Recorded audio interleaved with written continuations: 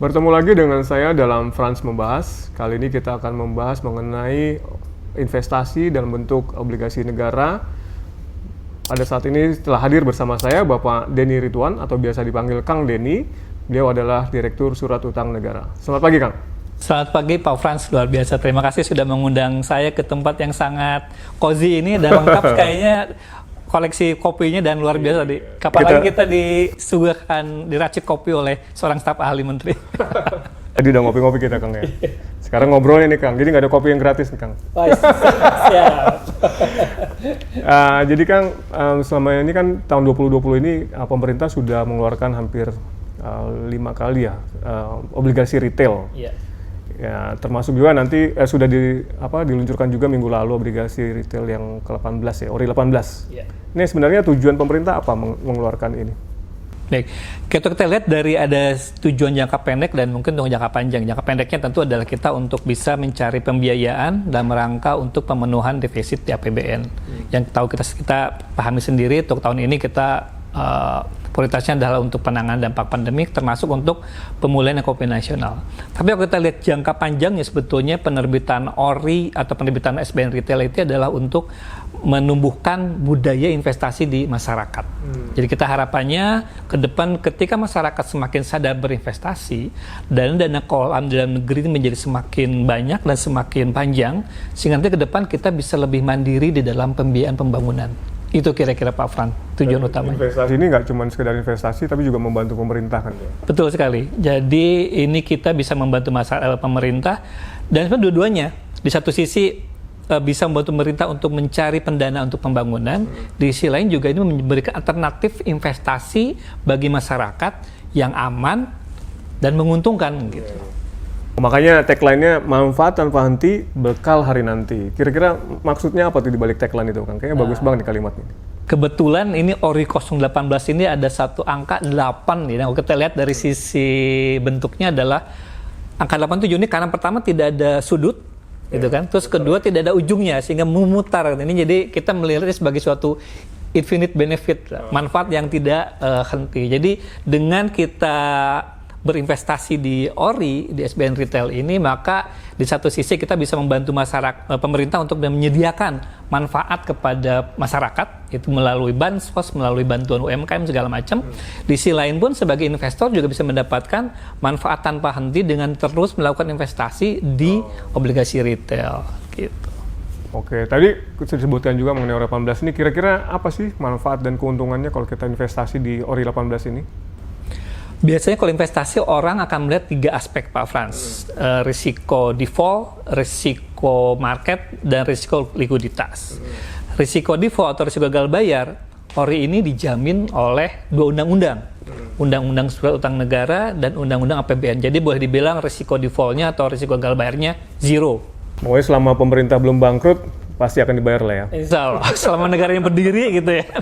Selama negara berdiri, pemerintah masih punya, namanya pemerintah punya hak untuk mengkolek pajak, tentu dia bisa dipakai untuk pembayaran obligasi atau obligasi baik dari untuk pokoknya maupun untuk yang kuponnya. Terus yang kedua, resiko likuiditas dulu nih. Risiko likuiditas ini yang menguntungkan ORI adalah tradable. Artinya apabila diperlukan bisa dijual sewaktu-waktu. Bahkan ini cocok sekali dalam kondisi pandemi di mana masyarakat memiliki uang tunai tambahan karena aktivitas yang terbatas ya, biasa ke kafe, biasa jalan-jalan gitu kan, karena uangnya ada bisa dipakai untuk investasi. Tapi juga kalau sewaktu-waktu diperlukan ini bisa dijual. Dapat cash. Setelah berapa lama bisa dijual kembali? Holding periodnya bisa 1 bulan. Jadi kalau ORI 18 tanggal 15 Desember itu sudah bisa diperjualbelikan. Dan ketiga tadi risiko default, risiko likuiditas, satu lagi risiko market. Jadi bisa nama investasi pasti bisa naik bisa turun. Tapi di sini justru ada kemungkinan untuk ORI ini dengan kita berinvestasi harga jualnya nanti itu lebih tinggi dibandingkan dengan harga belinya. Jadi ada capital gain. Dan kalau kita lihat ORI sekarang ini sedang masih outstanding, ORI 014, ORI 016, ORI 017, semuanya ini kalau lihat di secondary marketnya itu dijual di harga premium. Jadi ada potensi, potensi capital gain kalau kita sebagai pemegang ORI menjual di secondary market pasti ada, bisa mendapatkan capital gain.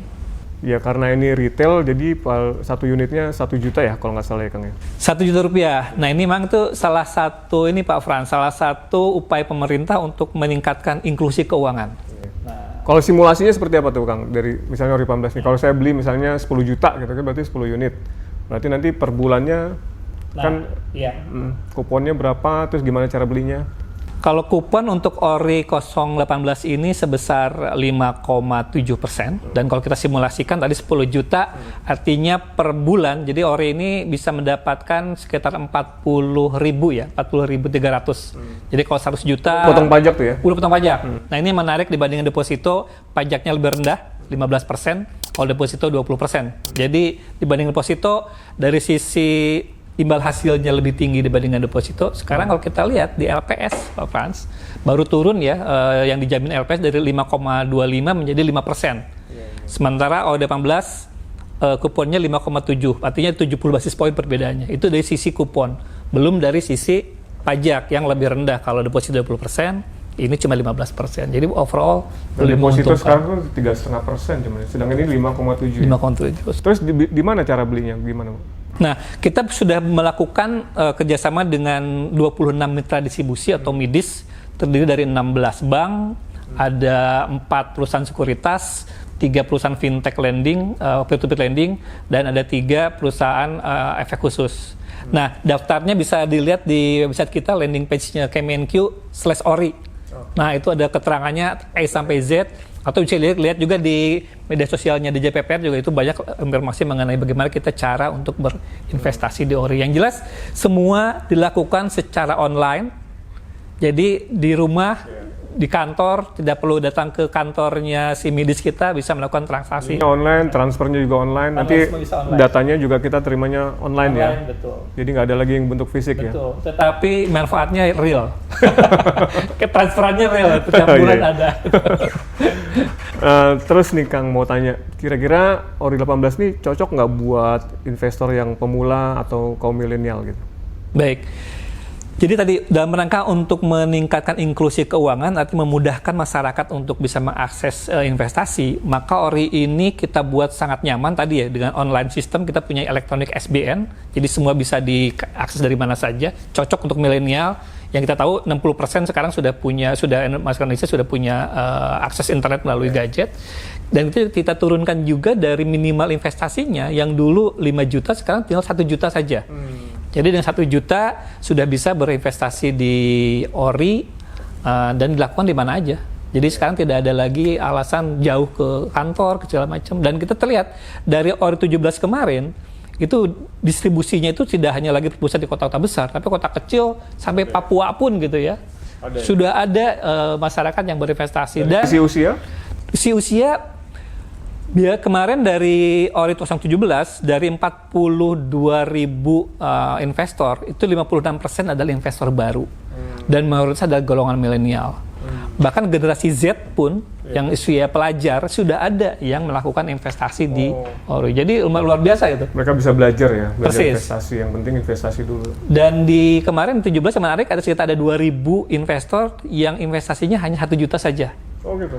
Betul, jadi betul, ini betul-betul belajar. Jadi ini menariknya dengan kita mulai pada usia muda berinvestasi 1 juta, nanti sudah merasakan ada manfaatnya, investasi itu sudah menjadi budaya, sehingga nanti ketika dia semakin dewasa, pendapatan semakin tinggi, maka alokasi untuk investasi juga menjadi semakin tinggi. Dan harapannya kita ke depan Indonesia bisa semakin mandiri dari sisi pembiayaan, nggak lagi kita tergantung dari investor asing. Ya, jadi mereka ada latihan dari muda lah ya, sebagai buat investasi nanti di masa depan. Iya. Terus kira-kira seberapa optimis nih Kang Denny mengenai penjualan Ori ini, dan kira-kira bisa mengumpulkan dana berapa nih dari Ori 18 ini? Atau masih rahasia aja ya? Masih rahasia. Jadi gini, sebetulnya kalau dari sisi target penjual untuk SBN retail, termasuk untuk yang dari yang konvensional maupun yang sukuk, ini sudah boleh dibilang kita kemarin untuk Ori 17 maupun SR013 sudah memecahkan rekor lah untuk penerbitan Ori 17, kita 18 triliun. Terus kemarin kita SR013 sukuk retail itu sampai 25 triliun, itu sudah melewati target awal. Nah, sementara untuk yang Ori 018 ini, kita target awalnya kita yang diberikan oleh Direktorat Strategi Pembiayaan dari JPP itu sekitar 5 triliun. 5 triliun. Jadi kita lihat dalam beberapa waktu ke depan sebab besar, tapi sampai hari kemarin sudah sampai 2,5 triliun. Nawarannya. Iya, sudah masuk. Dan kita juga optimis karena tadi selain kuponnya masih kompetitif, kita juga ada pemegang ORI 014 yang jatuh tempo tanggal 15 Oktober. Mudah-mudahan mereka perpanjang dengan ORI 18. Itu tadi dengan kita menerapkan mengingatkan bahwa ini ada infinite benefit loh. Jadi para pemegang ORI 014 kita harapkan bisa kembali mereinvestasikan dananya di ORI 18 sehingga bisa mendapatkan manfaat tanpa henti bekal hari nanti. Nyambung sama yang tadi. Jadi kita emang ada dua itu Pak Frans yang kita investor yang akan kita garap. Selain kita juga ingin mengembangkan basis investor yang baru, yang milenial terutama, kita juga ingin mempertahankan para investor yang sudah ada agar kembali berinvestasi di ORI 014. Kapan lagi nih kita investasi terus membantu pemerintah juga dari sisi pembangunannya. Terus tadi sempat menyinggung sedikit mengenai sukuk, Kang. Mungkin ini jadi alternatif ya bagi mereka yang pengen investasi tapi dengan metode syariah ya. Bisa sepintas Bang dijelaskan sedikit?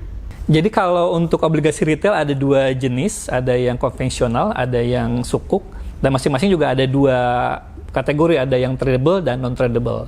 Nah kalau untuk yang tradable, kita namanya ORI, itu konvensional, obligasi negara retail. Untuk yang sukuk namanya sukuk retail. Nah jadi biasanya tenornya 3 tahun, kemudian bunganya fix dari awal sudah, atau bunga atau kuponnya sudah ditetapkan fix dari awal, atau bagi hasilnya dari awal. Kemudian bisa diperjualbelikan di secondary market. Sementara yang tipe kedua adalah yang kalau di konvensional SBR, saving bond retail.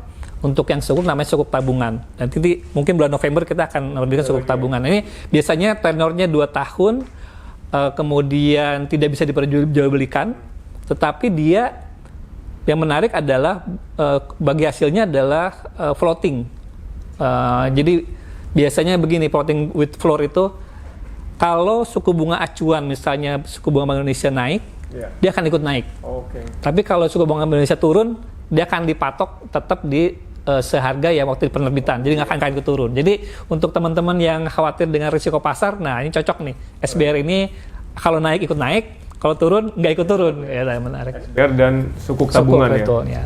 Nah mungkin satu lagi yang baru kemarin diterbitkan adalah CWLS atau Cash Wakaf Link Sukuk. Nah ini menariknya adalah untuk yang syariah, jadi istilahnya pohonnya dipertahankan, dijaga, yang diambil hanya buahnya.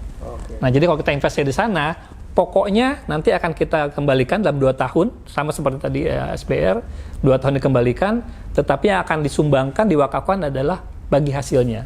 Jadi ini akan diserahkan ke badan wakaf. Nanti mereka akan mengelola bagi hasilnya. Nanti pokoknya akan dikembalikan setelah jatuh tempo dalam 2 tahun.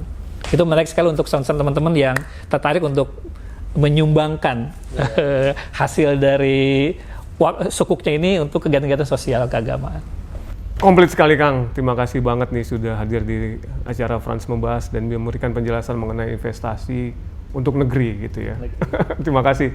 Sampai-sampai nanti kita kapan-kapan diskus lagi mengenai masalah ini kalau ada yang baru lagi. Oh siap. Jadi buat teman-teman, terima kasih Pak Frans sudah mengundang kita, memperkenalkan kepada masyarakat, terutama dari teman-teman Kemenq tentang ORI 018, di mana ORI 018 ini hadir sebagai salah satu bagian untuk pembiayaan APBN, terutama untuk pemulihan ekonomi nasional dan penanganan pandemi.